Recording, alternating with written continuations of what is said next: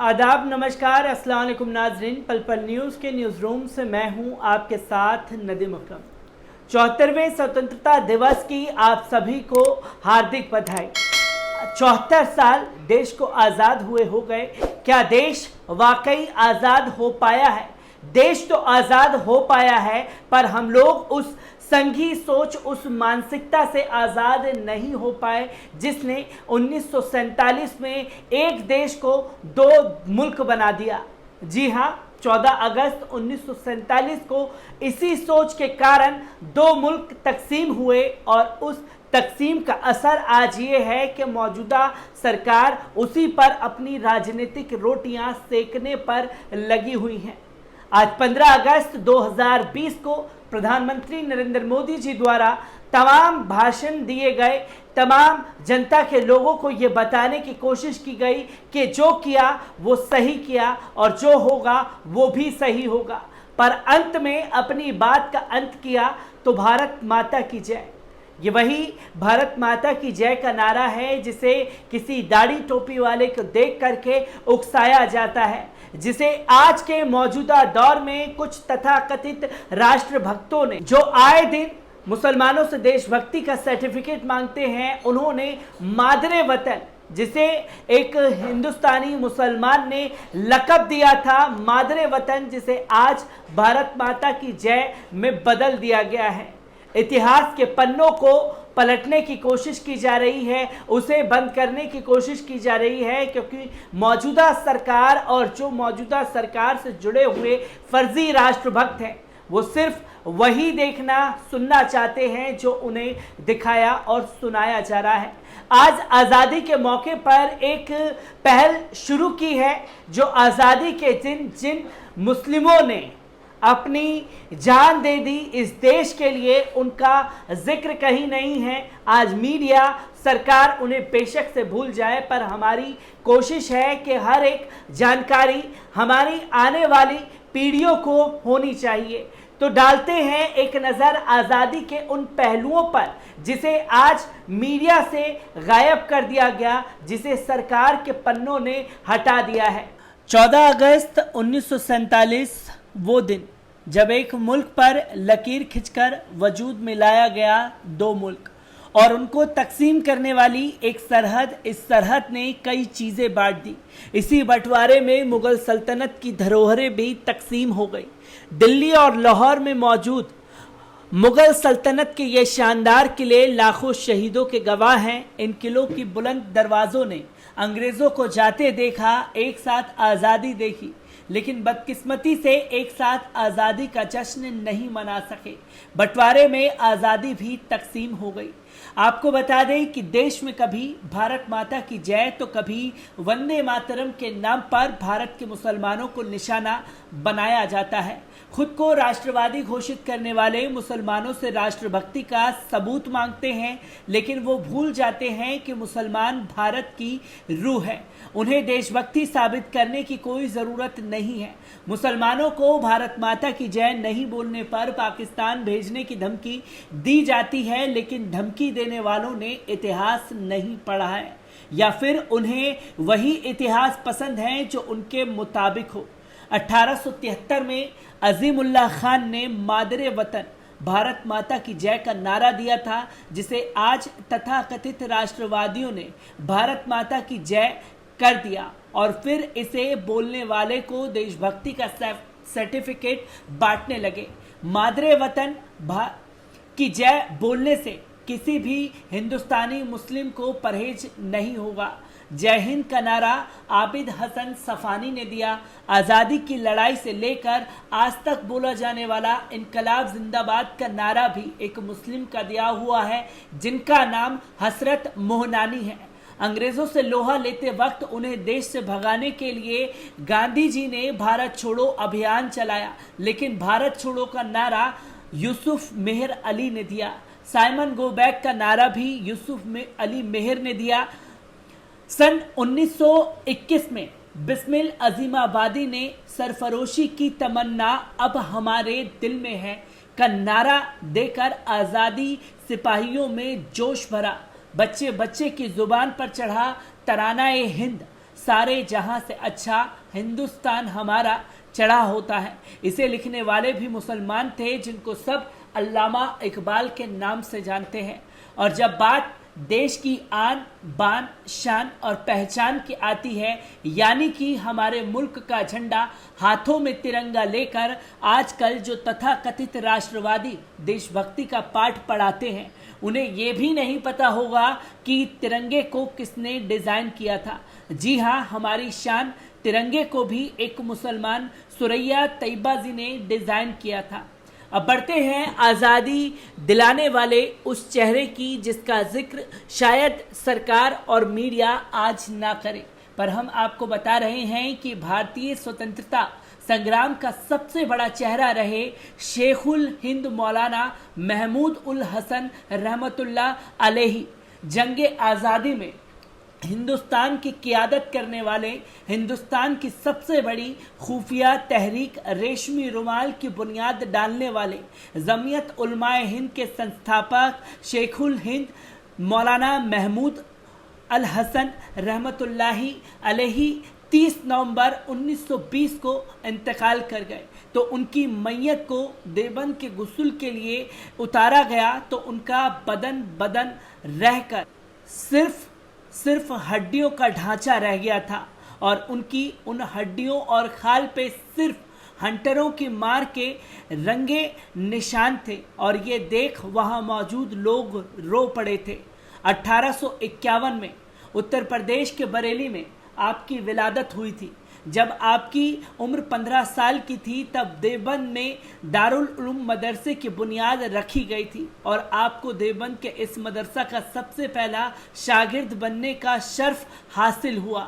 दारुल उलूम में तदरीस के बाद वही दर्स देने का काम भी जारी कर दिया। इल्मी काबिलियत का अंदाज़ा लगाने के लिए ये बात काफ़ी होगी कि मौलाना उबैदुल्लाह सिंधी, मौलाना अशरफ अली थनवी रहमतुल्लाह अलैहि, मौलाना हुसैन अहमद मदनी रहमतुल्लाह अलैहि, मौलाना अनवर शाह कश्मीरी रहमतुल्लाह अलैहि, मौलाना किफ़ायतुल्लाह रहमतुल्लाह अलैहि, मौलाना शब्बीर उस्मानी रहमतुल्लाह अलैहि जैसी शख्सियत आपके तालिब इल्म में थे।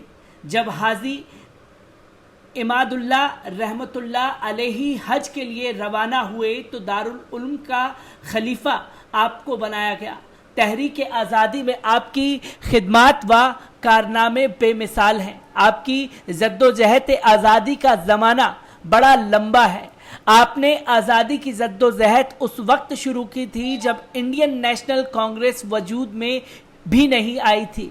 1878 में अंजुमने समर्तुत तरतीब कायम करके जद्दोजहद का आगाज़ किया और 1909 में जमीयतुल्लाह अंसार की बुनियाद डाली। चूँकि दारुल उलूम के कायम का मकसद वतन की आज़ादी भी था, इसलिए आपने दारुल उलूम के अंदर एक तंजीम बनाई जिसकी सरगर्मी सरहदी इलाकों में दिखाई देती है और इस तंजीम की बागडोर मौलाना उबैदुल्लाह सिंधी रहमतुल्लाह अलैहि के हाथ में दे दी। इस तंजीम का पहला जलसा 1913 में मुरादाबाद में हुआ और अंग्रेज़ी हुकूमत से जिहाद की तैयारी शुरू कर दी गई। इसी तंजीम से निकली ये तहरीक तारीख में रोशन होती रेशमी रुमाल तहरीक बन गई। मौलाना महमूद हसन रहमतुल्लाह अलैहि ने मौलाना सिंधी रहमतुल्लाह अलैहि को मदद के वास्ते काबुल भेजा और खुद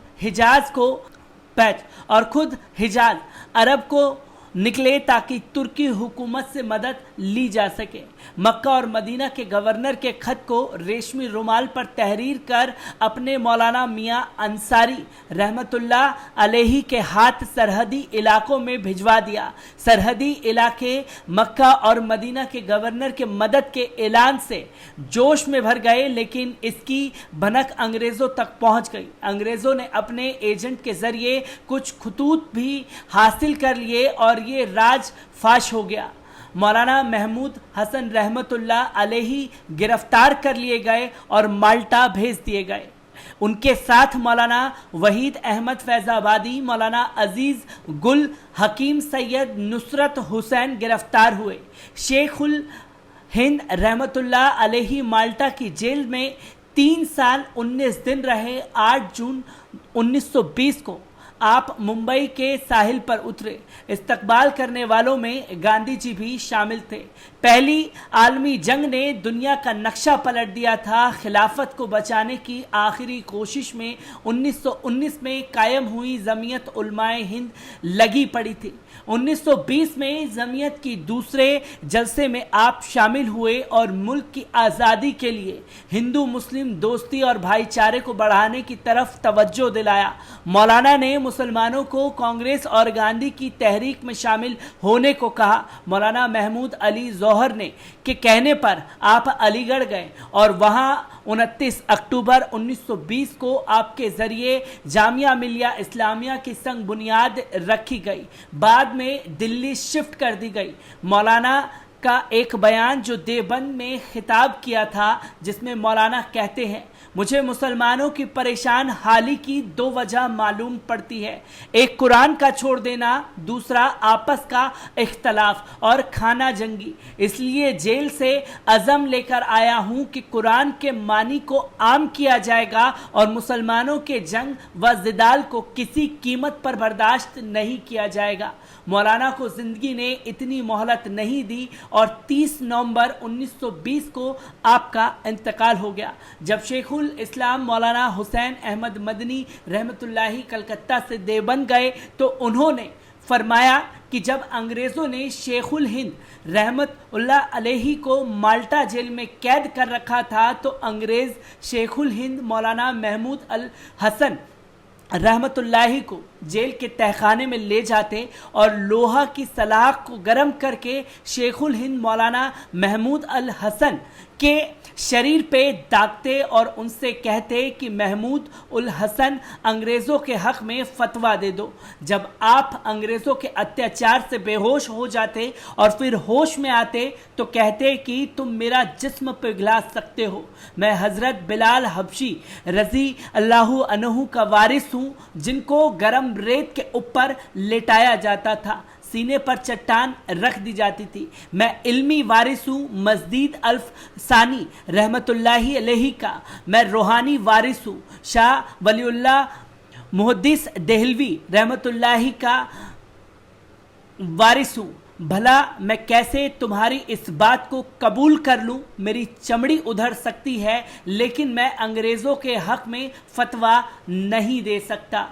तो आप देख सकते हैं कि देश की आज़ादी के लिए हमारे बुज़ुर्गों ने कितनी कुर्बानियाँ दी हैं और बात बात पर हमें कहा जाता है कि आपने मुल्क के लिए किया क्या है। अल्लाह हमें माफ़ करे, हमने हमारे बुज़ुर्गों की कदर नहीं की। आज जो हम चैन की सांस ले रहे हैं ये हमारे बुज़ुर्गों की कुर्बानियों का नतीजा है। मौजूदा सरकार और सरकार से जुड़े हुए लोगों को गुमान है, वो नारा भी मुसलमानों का दिया हुआ है और आज जिस तिरंगे पर लोग जान देते हैं वो तिरंगे का डिज़ाइन भी एक मुस्लिम ने किया है।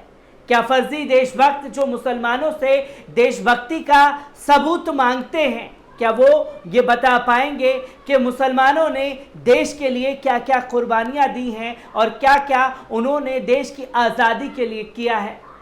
तो जिसमें हमारे बुज़ुर्गों ने देश के लिए अपनी जान दे दी और देश की आज़ादी के बाद भी उन्हें भुलाने की कोशिश कुछ फर्जी राष्ट्रभक्तों द्वारा की जा रही है। अंत में जाते जाते आप लोगों से सिर्फ एक ही बात कहना चाहूँगा, जो कौम अपनी तारीख भूल जाती है, जो कौम अपनी तारीख भूल जाती है, वो कौम सफ़े हस्ती से मिटा दी जाती है। मैं ऐसी ही तमाम खबरों से आपको रूबरू कराता रहूँगा। तब तक के लिए दीजिए मुझे इजाज़त। शुक्रिया।